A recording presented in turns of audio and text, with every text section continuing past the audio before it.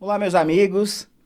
Tenho a honra hoje de receber um ex-vereador de São Paulo, ex-deputado federal. Eu anotei aqui porque é muita coisa, viu? Presidente da Câmara dos Deputados, relator do Código Florestal, ministro das Relações Institucionais, ministro dos Esportes, ministro da Ciência, Tecnologia e Inovação e ministro da Defesa.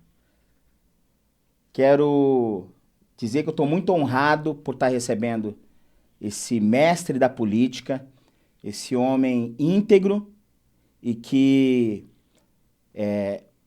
deu para o povo do Brasil as suas ideias, os seus pensamentos, a sua inteligência e até hoje está aí disposto a ajudar o Brasil.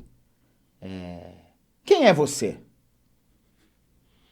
Cícero, muito obrigado pelo convite, parabéns pelo teu trabalho. Eu sou Aldo Rebelo, sou um alagoano nascido no sertão, nascido na roça, nascido de parteira, alfabetizado numa escola rural, estudei numa escola técnica agrícola, depois entrei na Universidade Federal de Alagoas, fui presidente da UNE, da União Nacional dos Estudantes, fui vereador na cidade de São Paulo, fui secretário municipal em São Paulo, fui secretário estadual em São Paulo, fui deputado federal por São Paulo por 6 mandatos, fui presidente da Câmara, ocupei esses ministérios aí que você já citou e fui amigo e fui deputado com o grande Agnaldo Timóteo, que antes de ser meu colega deputado, era meu ídolo de juventude. E um dia lá numa parte eu disse a ele, não estou aqui te tratando como deputado, mas como um grande artista que na minha infância e na minha juventude nós cantávamos nas serenatas de Viçosa, lá das Alagoas. E hoje eu estou aí na pré-candidatura à presidência da República com a única pretensão de participar do debate sobre os rumos do meu país.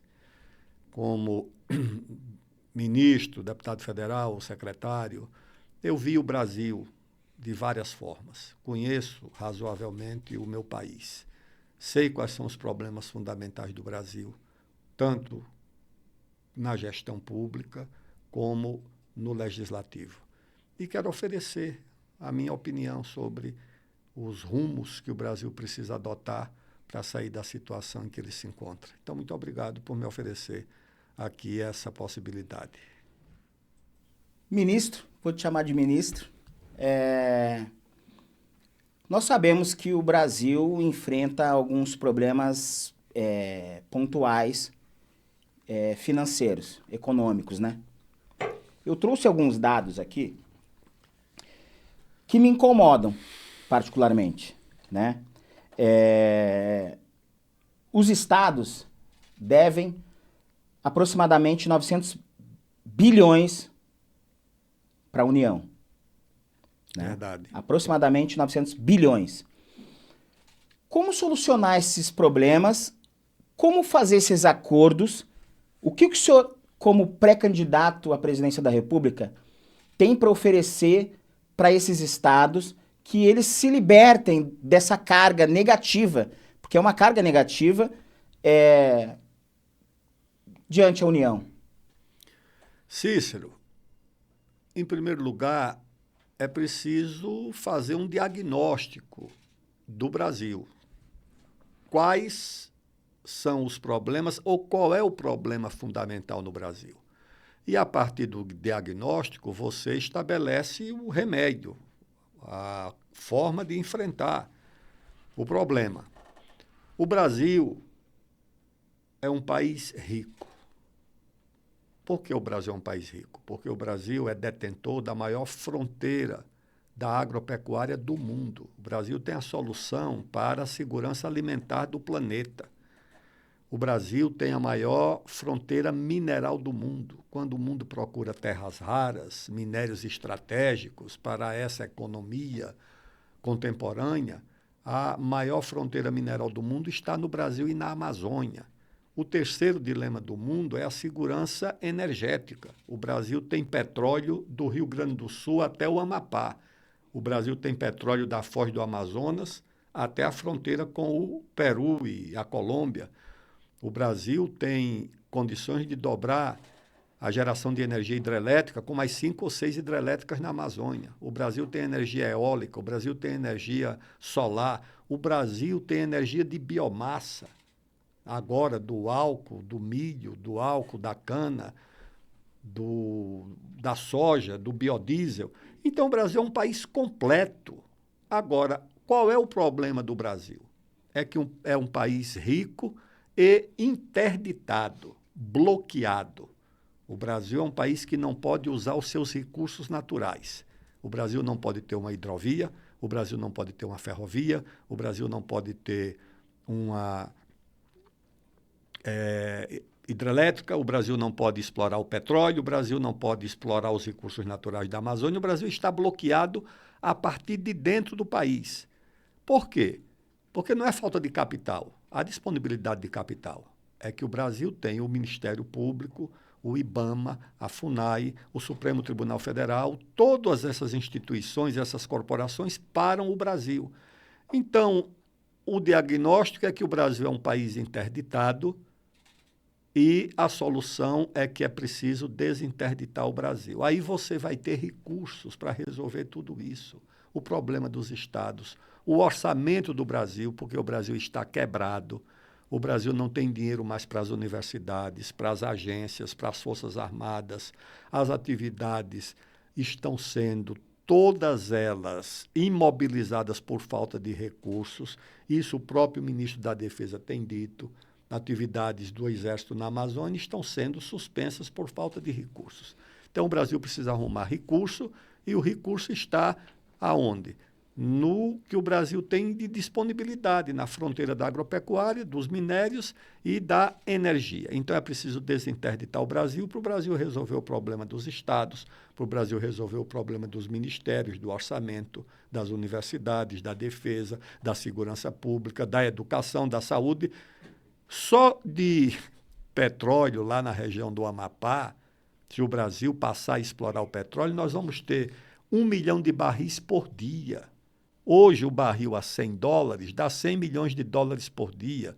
100 milhões de dólares por dia em 365 dias seriam 336 bilhões de dólares por ano, vezes 5, que é o preço do dólar hoje, o câmbio, 5 vezes, quase 200 bilhões de dólares só de receita de petróleo. O Brasil teria só no Amapá.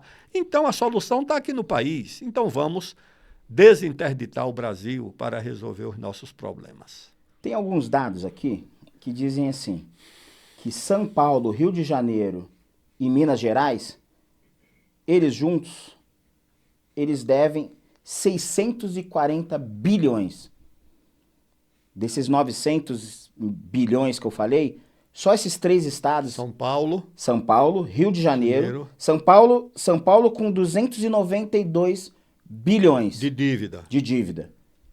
Rio de Janeiro com 180 bilhões e Minas Gerais com 170 bilhões. Todos os estados governados pela direita. O que o senhor acha que tem alguma coisa a ver? Tem a ver com o Rio de Janeiro, que está numa decadência absurda. Eu sou apaixonado pelo Rio de Janeiro, sou gaúcho, que morei no Rio de Janeiro, hoje estou em São Paulo, mas que vê o Rio de Janeiro só em decadência. Ligo para os meus amigos no Rio e eles falam, Cícero, o Rio está largado. O que o senhor, como futuro presidente da República, poderia fazer por esses estados? É que a proporção da dívida geralmente está relacionada com a proporção do próprio PIB. Quanto maior o estado, maior a dívida. No caso do Rio de Janeiro, a decadência está muito associada à decadência da cadeia de petróleo e gás, que era muito forte no Rio de Janeiro, e com a Lava Jato, essa atividade foi golpeada profundamente, muita atividade ligada à cadeia de petróleo e gás ou cessou, ou foi bastante reduzida. O Rio de Janeiro também enfrenta um processo de corrupção generalizada que alcança os três poderes, alcança o judiciário, alcança o executivo, o legislativo. Então, o Rio de Janeiro vive um processo, de fato, de decadência no plano político e econômico. Agora, o endividamento, infelizmente, ele não conhece fronteira ideológica. Primeiro, porque não é uma coisa improvisada. Isso é uma dívida que já vem se acumulando há muito tempo em vários governos. Agora, há uma questão de irresponsabilidade fiscal, muitas vezes absoluta, porque a expectativa do atual governo, de qualquer estado, é sempre passar o problema para o próximo. Então, você já pega um estado em dificuldade fiscal, já quase quebrado, e você termina de quebrar. E o seu sucessor não quer administrar um estado quebrado. Ele quer passar para o próximo mais quebrado ainda. Então, ele vai endividando o estado. É comum, não só nos estados, mas nas prefeituras de capitais, os prefeitos e os governadores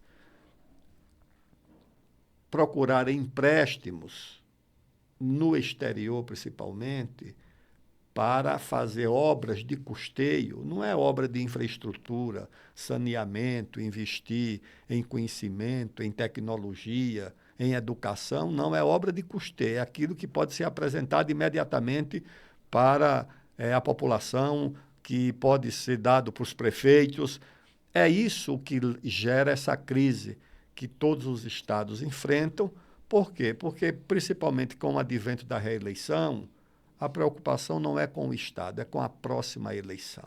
O Instituto da Reeleição trouxe essa situação para o Brasil. Como que pode ser feito algum tipo de parceria, algum tipo de pagamento para que seja liquidado isso? Porque os estados devem à União. Só que eu trago mais dados aqui que foge dos estados, que daí é as dívidas dos clubes de futebol. Eu estou falando algo que me incomoda, né? Clubes de futebol também devem bilhões para a União. E não pagam nunca, mas contratam jogadores, né, que valem milhões e ficam devendo para os jogadores e ficam devendo para, né, fica para a próxima gestão também. Existe uma solução para isso? Existe uma forma de bloquear esse endividamento para o próximo candidato, seja a presidente de um clube ou presidente da República, ou para uma próxima legislação? Existe isso no seu trabalho futuro como presidente? O senhor pensa nisso? Claro que sim.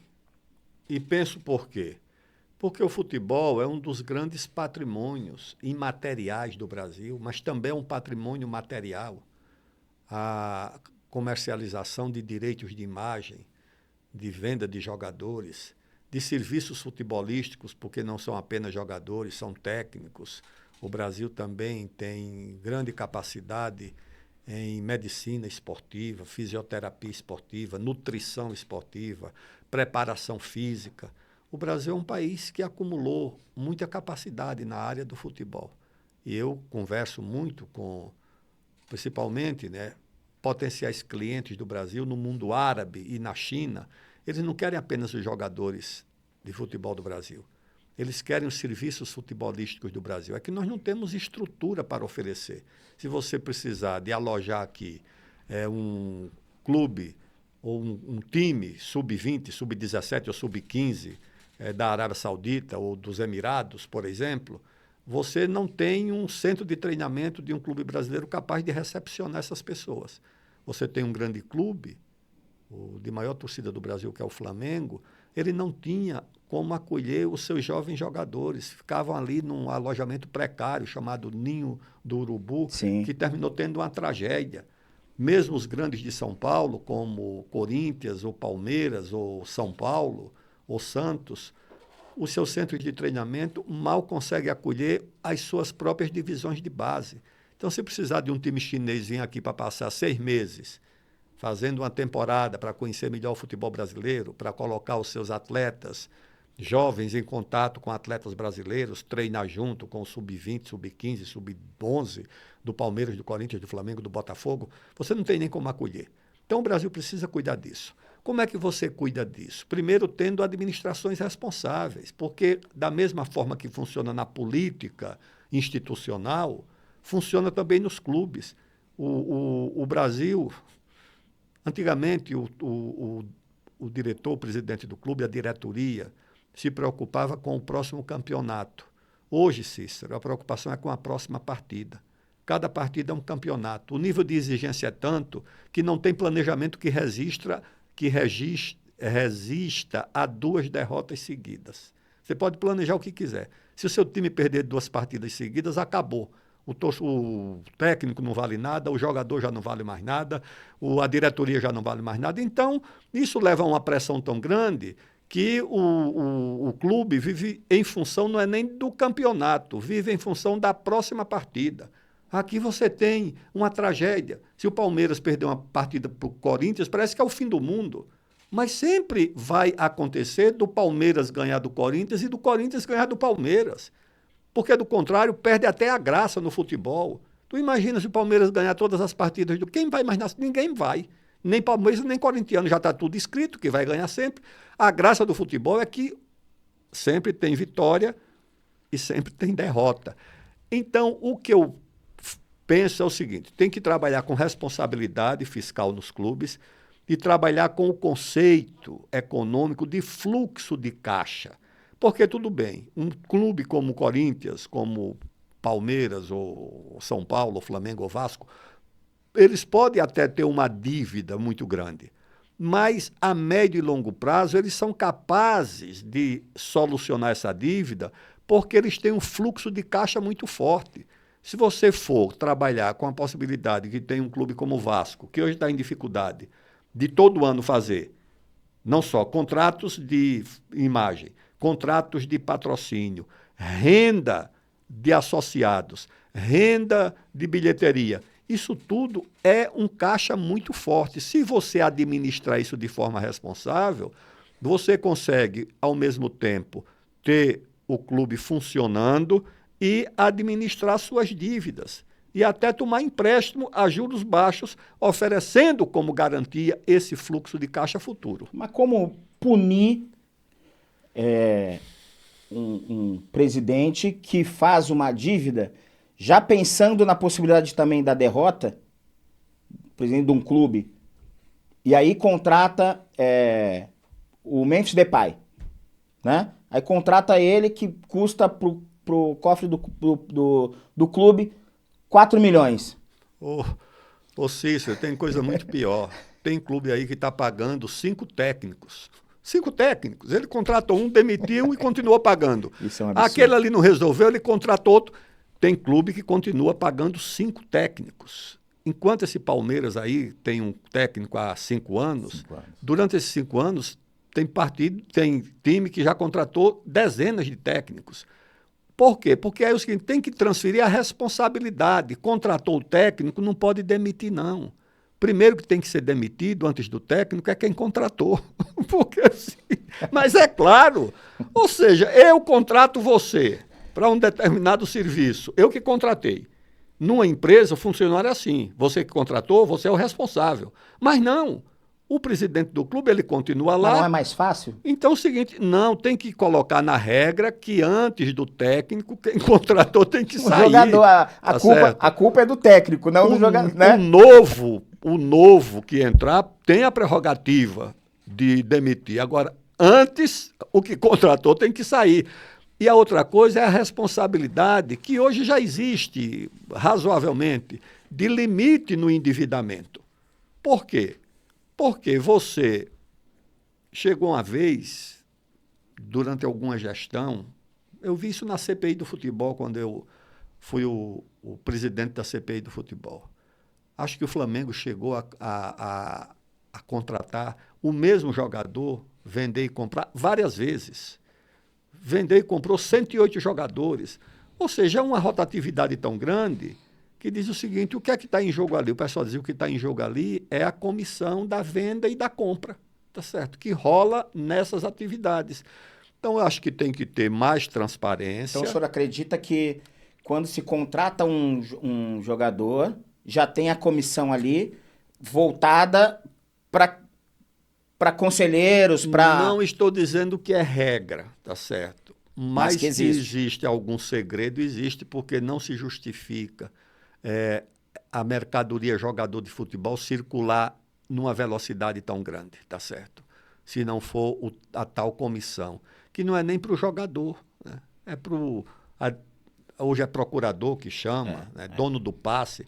Tem agentes, chama agentes. Tem agente FIFA que tem mais jogador do que o Corinthians. Não pode mais, hoje não tem mais agente FIFA. Tem não?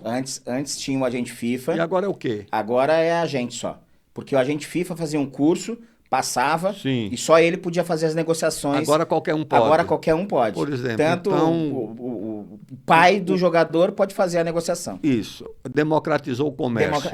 Mas o seguinte, mas tem agente hoje que tem mais jogador do que um time como o Corinthians.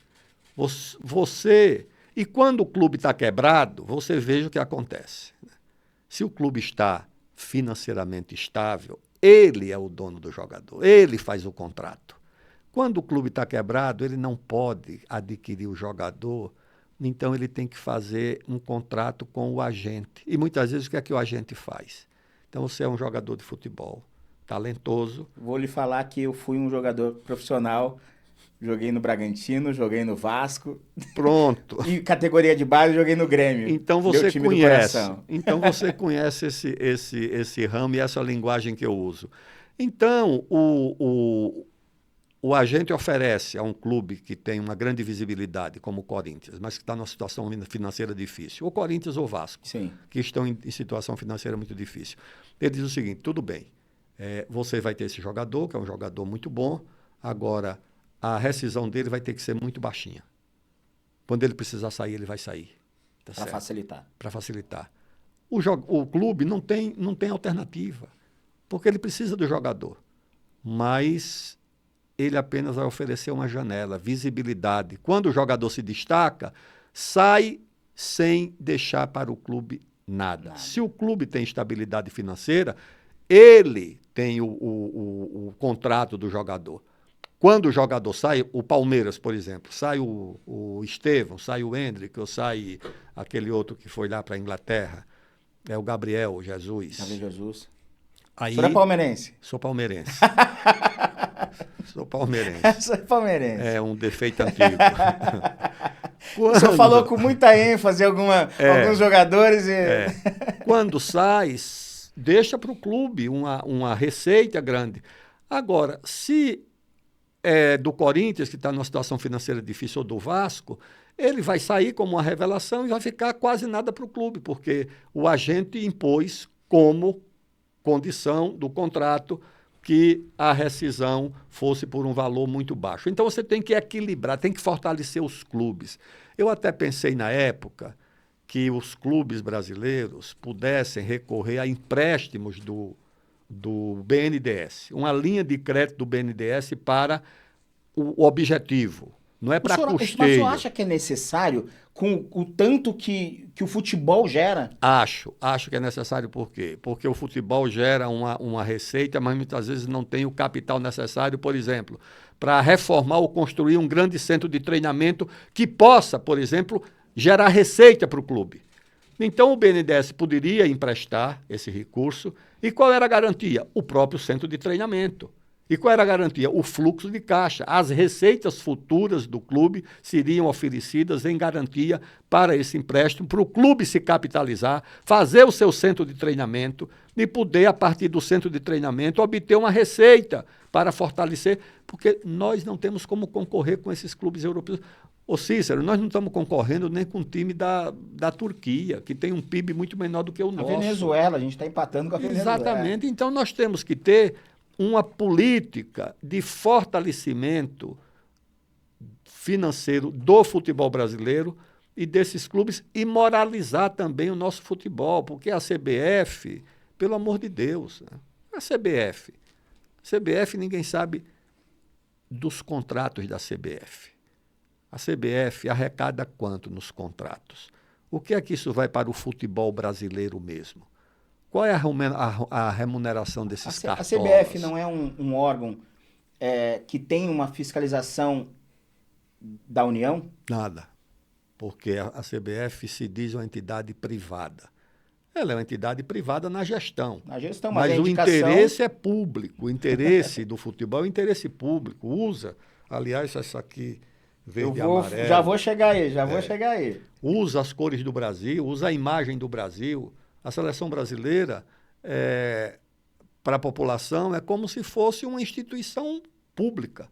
Então, a CBF teria que prestar mais contas ao país, dos recursos, dos contratos, da remuneração dos cartolas, das benesses que esses cartolas usam com um produto que é a imagem do país, que é a seleção brasileira. Mas quando faz um contrato com um jogador irrelevante que ganha 1 milhão de reais, e aí você fala assim, pô, esse jogador não vale. Ele não está uma porcentagem ali voltada para esses caras que seguram o dirigente, votam com a CBF, as federações. Olha, as conversas sobre coisas que a gente escuta, né? O funcionamento, principalmente dessas eleições da CBF, como isso acontece, cartolas que ficam ali 30, 40 anos sem mudança nenhuma. Agora vem um presidente da CBF que saiu de Roraima. Porque se fosse uma liderança conhecida do futebol, você dizia, não, tudo bem, tem um serviço prestado, veio se destacando como gestor, mas surge do nada, tá certo? Ganha uma eleição. Aí alguém pergunta sobre como essas eleições são realizadas. Eu lembro de uma história que eu vi na época da CPI do futebol. Numa eleição da CBF, o pessoal diz, olha, votavam os presidentes das federações. Então, eram 27 federações, né? 26 estados, com mais Brasília, que votavam. Aí, sabe que o Acre era da Bolívia, né? E foi comprado pelo Brasil. Pagou 2 milhões de libras na época, e fazer uma estrada, Madeira-Mamoré. E aí esse personagem que acompanhou essa eleição disse, o Brasil pagou 2 milhões pelo Acre. Aí ele disse, o voto da Federação do Acre custou mais caro do que o Acre para eleger o presidente da CBF. Essas eram as histórias que circulavam na época, entendeu? Então, isso faz com que o futebol brasileiro tenha um déficit de credibilidade como um negócio sério, que mereça a aposta de investidores. Eu pensei, na época do Ministério do Esporte, trazer investidores árabes.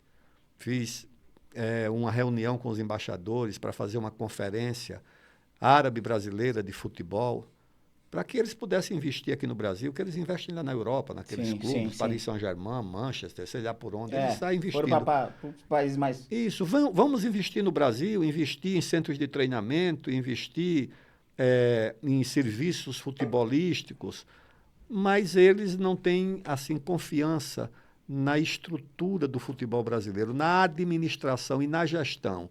Você vai se meter com esses cartolas do futebol brasileiro, que, imagina, elege um, daqui a pouco tem impeachment. Os árabes confiam mais em atletas que viraram agentes... Isso. Do que nos próprios clubes, nos gestores dos gestores clubes. Porque julgam a gente assim, responsável e nem sempre da melhor qualidade moral.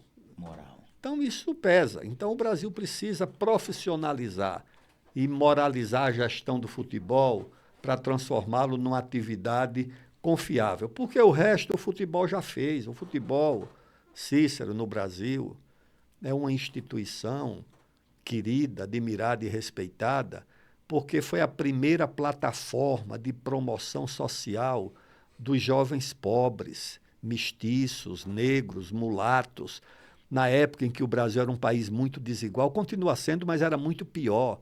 Não havia oportunidade na vida para o menino pobre no país, porque não tinha acesso à universidade. A universidade era coisa para a classe média, para a elite. Segundo, como o país não tinha desenvolvimento econômico e indústria, não tinha nem oportunidade de trabalho para essa juventude pobre. Quando apareceu o futebol, esses jovens que não tinham espaço na sociedade passaram a ter. A primeira vez no Brasil que um jovem negro, ou mestiço, ou mulato, pobre, foi respeitado e admirado no país, ele era um jogador de futebol. Isso foi o Frender-Rache, que era aqui de São Paulo, depois o Leônidas da Silva, depois vieram o Garrincha, o Pelé, o Fausto dos Santos, que jogou no Vasco e no Flamengo, que foi o melhor jogador da Copa de 30, que era um maranhense, conhecido como a Maravilha Negra, pela imprensa uruguaia. Esses jovens só tiveram espaço no futebol. Então o futebol acolheu e abriu uma janela para essa juventude. E o povo soube entender que esse esporte, de fato, era um esporte generoso e democrático. Ofereceu aquilo que a sociedade não conseguia oferecer. Possibilidade de um jovem talentoso, com a bola nos pés, ser admirado e ser reconhecido por todo mundo. O povo reconhece o futebol como essa plataforma de promoção social. Essa ferramenta. Ferramenta de promoção social. A mais democrática. Hoje tem aí gente que quer fazer lacração, dizer que o futebol é racista. O futebol é a instituição menos racista do Brasil. Se você olhar dentro de um campo de futebol, você não vê nenhuma instituição tanto jovem negro sendo protagonista. É num campo de futebol. Não é na redação dos jornais nem da televisão. Não é numa faculdade de medicina. É dentro de um campo de futebol onde o jovem negro tem mais espaço. E essa gente da televisão agora quer ligar o futebol ao racismo. Não, o futebol foi o principal instrumento de luta contra o racismo no Brasil. Nenhuma instituição conseguiu promover mais e valorizar mais o negro. Tem até um livro famoso de um jornalista pernambucano, radicado no Rio, o Mário Filho, que batiza o estádio do Maracanã, irmão do Nelson Rodrigues. E o Mário Filho escreveu um livro sobre o negro no futebol brasileiro. O Gilberto Freire destaca o papel do negro no futebol brasileiro. E agora essa imprensa quer ligar o futebol ao racismo, porque um torcedor racista grita lá numa arquibancada, agora racista vai na arquibancada, racista vai no supermercado, racista vai no teatro, racista vai no cinema, público. Racista está em todo canto. Agora o seguinte, é o futebol que é racista. O futebol é que deve ser ligado ao racismo. Eu digo, se você vê em qualquer lugar, aquele racista que vai para o campo, ele também está. Ele está no teatro, ele está no cinema, ele está no supermercado, ele está no shopping center, ele está na rua. Agora, vai interditar o shopping center, porque o racista entrou lá? Não, eles querem interditar o estádio do Corinthians, o estádio do Vasco, do Flamengo, do Palmeiras. Ah, que é isso, por favor. Eu ia entrar num assunto chato aqui, mas eu vou continuar com o futebol. Eu estou aqui diante de um dos protagonistas, dos homens que mais fez pelo futebol feminino. O senhor, como ministro do Esportes, o senhor colocou as mulheres em primeiro lugar. O senhor deu voz para as mulheres, o senhor deu visibilidade para o futebol feminino. O senhor abriu portas, e não só para o futebol feminino. Vamos começar só pelo futebol feminino, por enquanto.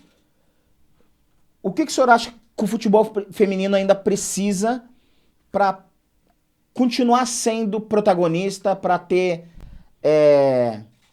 uma visibilidade, para conquistar uma Copa do Mundo, que o ano que vem é aqui no Brasil? O que o senhor acha qual investimento, Quais ideias que o senhor colocaria como hoje pré-candidato, mas futuramente um presidente da República? Cícero, vamos começar pelo que temos e não pelo que não temos. O que é que nós temos? Talento. Nossas meninas são muito talentosas. Você olha o futebol feminino nos Estados Unidos, é muito bom. Na Suécia é muito bom. Na China tem melhorado muito.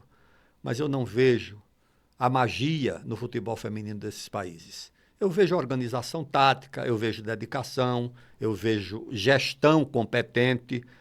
Agora, talento, você olhar para o futebol dos Estados Unidos e ver uma Marta, eu acho que não vê, tá certo? Uma Formiga, aquelas que eu conheço mais de perto. Eu conheci também, eu tive a oportunidade de conhecer algumas. Então, quando eu fui para o Ministério do Esporte, eu levei uma moça para assumir uma diretoria do futebol feminino, cuidar do futebol feminino, que era uma ex-jogadora, talentosa, com vasta experiência, muito séria, que era a Michael Jackson. Michael Jackson tem mais de 300 jogos pela seleção brasileira. Tem mais de 20 anos no Tem mais futebol, de 1000 gols como jogadora de futebol, jogou aqui, jogou na Itália. E eu disse, Michael Jackson, nós vamos organizar o futebol feminino. A primeira reunião que eu fiz no Ministério, uma semana depois da minha posse, foi para tratar do futebol feminino. Chamar técnicos, jogadores, gestores para tratar do futebol feminino. E levei à presidente Dilma a ideia de abrir um financiamento para o futebol feminino. Ela chamou a Caixa Econômica Federal e disse, vamos patrocinar o futebol feminino. Vamos patrocinar Copas Libertadores da América, que nós ganhamos algumas. Fizemos um em Pernambuco, porque tinha lá um time de futebol de Vitória de Santo Antão, tinha um bom time aqui também em Araraquara, já tinha tido o Saad antes, onde jogou a própria Michael Jackson. Digo, então vamos financiar. E entre as condições para o apoio à Copa do Mundo, na conversa com o Blatter, que era o presidente da FIFA, eu coloquei a valorização do futebol feminino. Recolocar o futebol feminino nas competições amadoras, organizadas pelo Ministério. O Ministério organiza os Jogos Estudantis Brasileiros, os JEBs, põe futebol feminino. Os Jogos Universitários Brasileiros, vamos pôr futebol feminino. Organizar as competições, Copa do Brasil, Campeonato Brasileiro. E não só organizamos, como eu participava. Eu ia aos jogos, comparecia. Para prestigiar mesmo. E para valorizar. Sim. Isso tudo eu fazia. E a Michael Jackson, como era respeitada, admirada e querida, ela tinha facilidade de lidar também com essa área. Agora, isso é o que nós temos, talento, meninas dedicadas, porque se você considerar que o futebol masculino, a extração dos jogadores é da faixa mais pobre da nossa população, geralmente são meninos de famílias pobres, da periferia. No futebol feminino, isso é muito mais verdadeiro.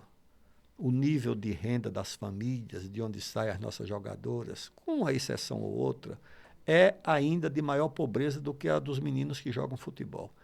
O futebol feminino é uma janela que se abre para essas meninas que não conseguiriam fazer um curso universitário, porque não tem chance, não conseguiriam uma profissão que desse a elas uma posição privilegiada no mercado de trabalho.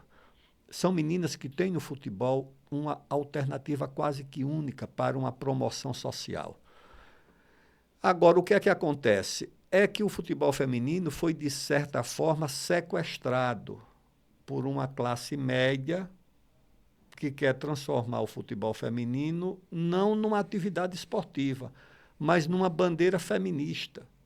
Tá certo? Querem que as meninas do futebol sejam as portadoras de uma única bandeira. Mas o papel mais importante para elas é o futebol, é a profissão. Não é para ser portadora de bandeiras que, por mais que sejam legítimas, não é a função social.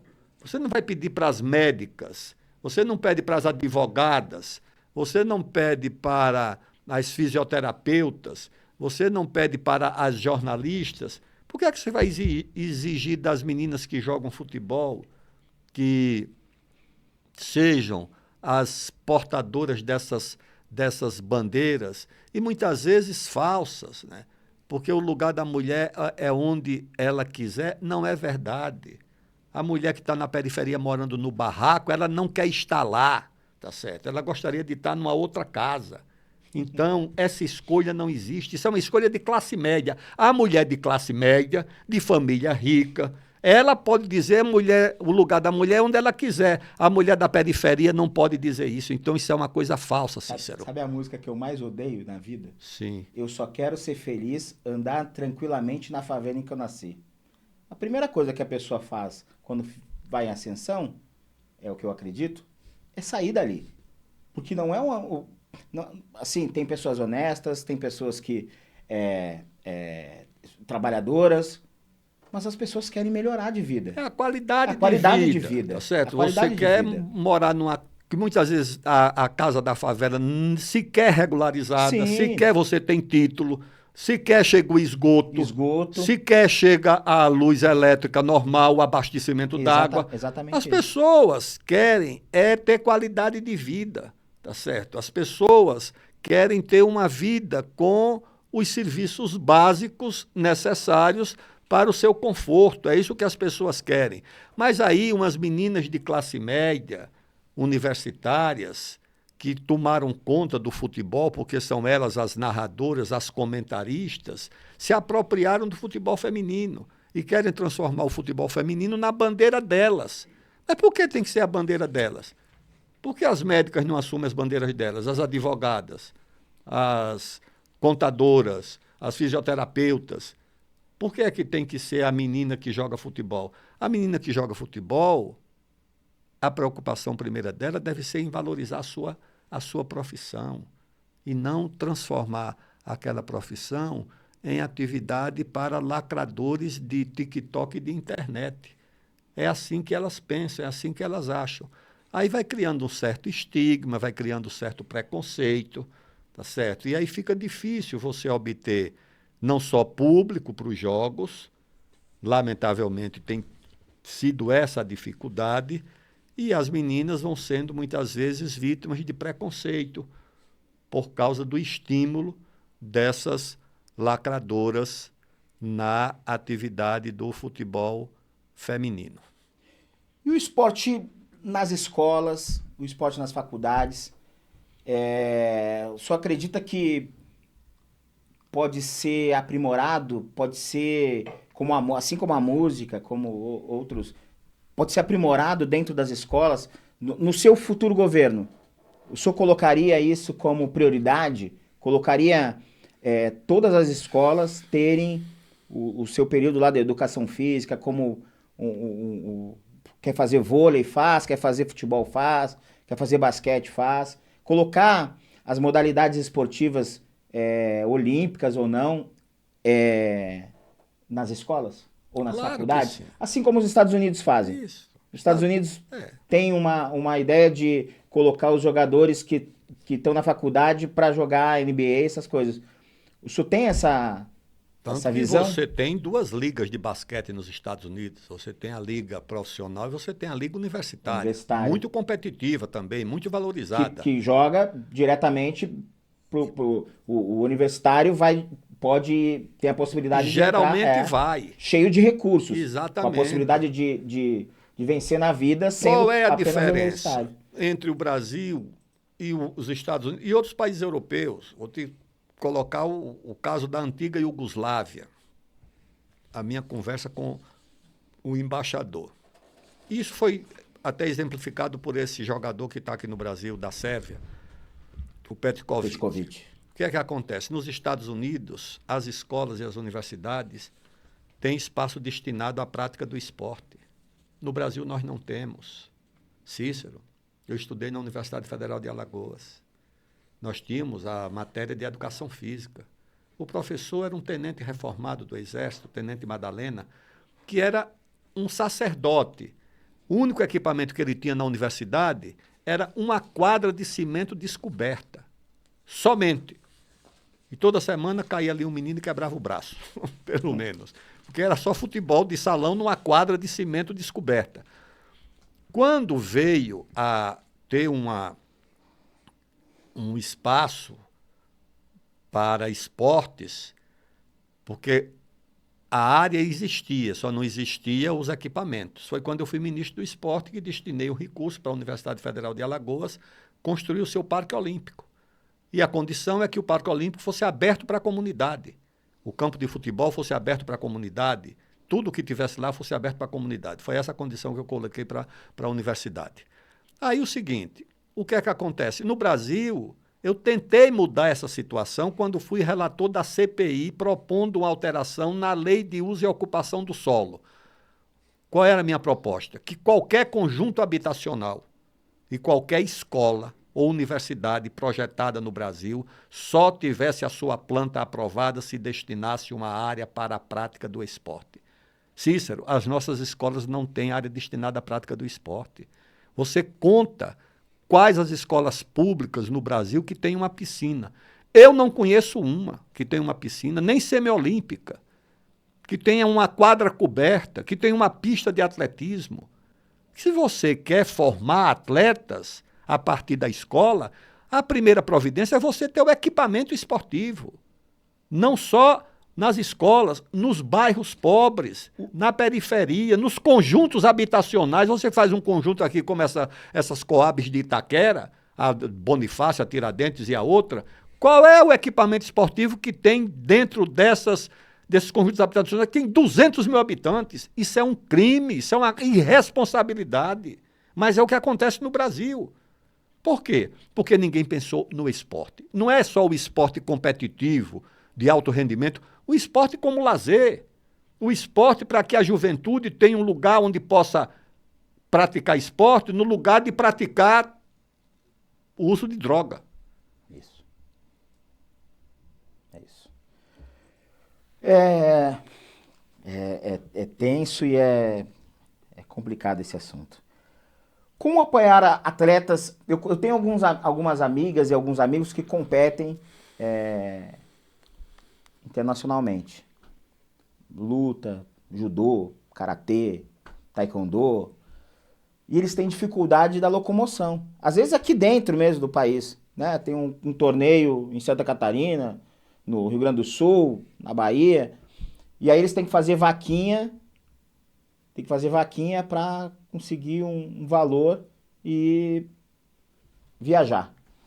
Com os parentes, com os amigos, né? O que o esporte, o que o Ministério do Esporte, o órgão público pode fazer para que essas pessoas tenham acesso?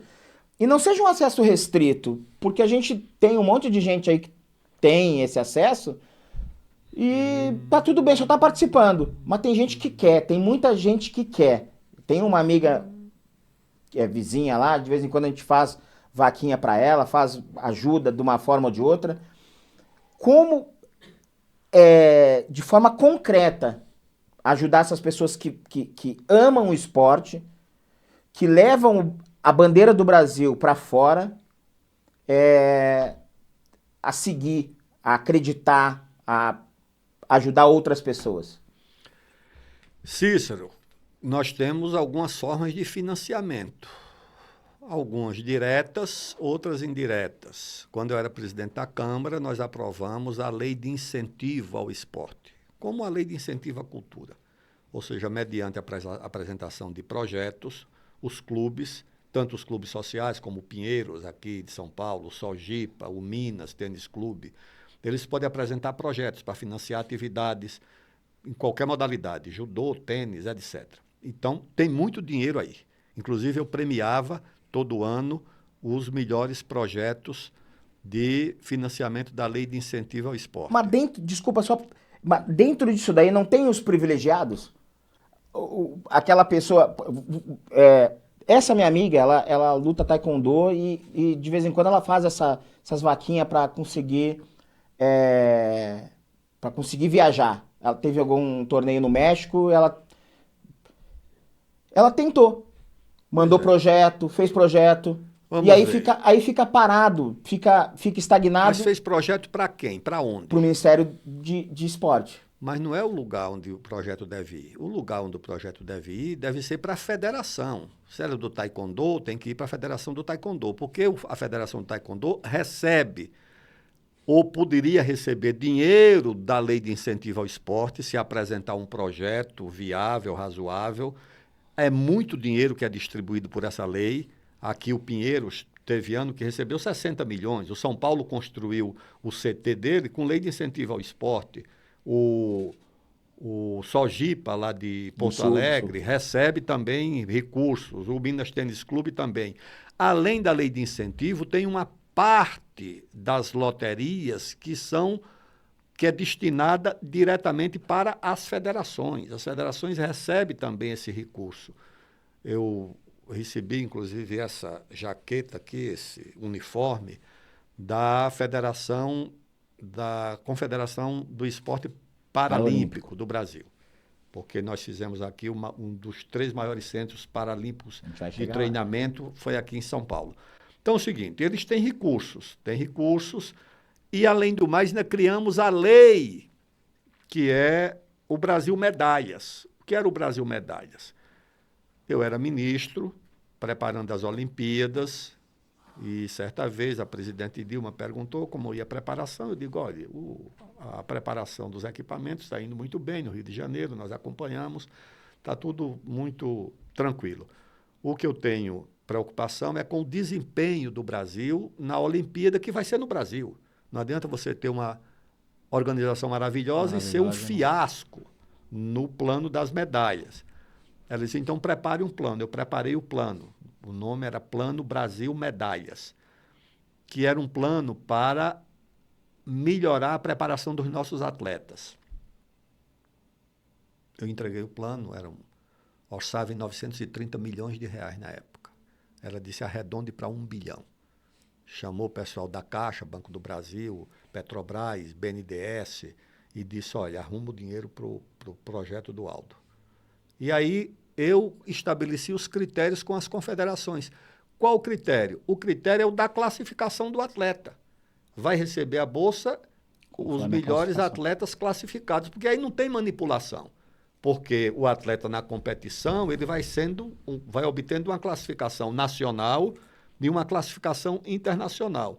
De acordo com a classificação, ele recebe a bolsa, porque aí você não tem a possibilidade de manipulação ou de arbítrio da própria confederação ou do ministério. Eu digo, não, aqui vai ser pela classificação.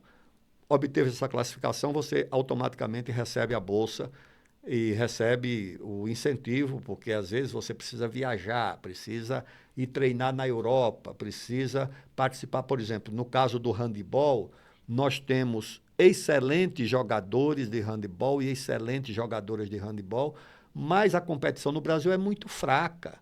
Você acho que não tem nenhuma liga que faça uma competição nacional importante, eu pelo menos não conheço. Sim. Então essas jogadoras e esses jogadores vão competir na Europa.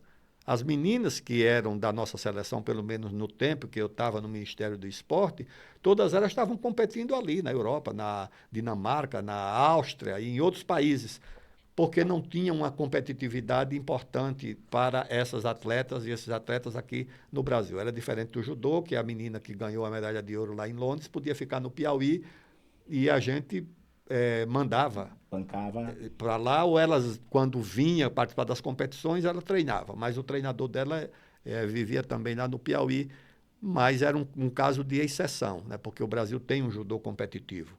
O caso do handebol é que o Brasil não tem uma liga competitiva e tem que mandar o pessoal para a Europa.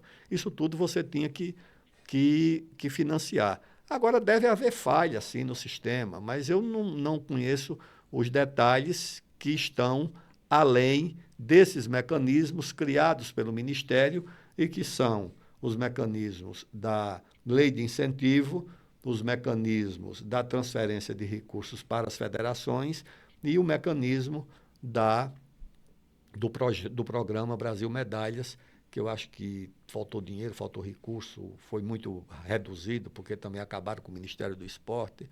E quando você acaba com o Ministério, você termina reduzindo a importância da agenda do próprio esporte. Agora a gente vai dar uma pausa, vamos tomar um cafezinho, depois a gente volta com bastante política, né? Falar sobre sua pré-candidatura, por onde o senhor tem andado, falar sobre um pouco mais de economia, saúde, de tudo que o senhor tem feito aí pelo Brasil, tá bom? Muito bom. Até já.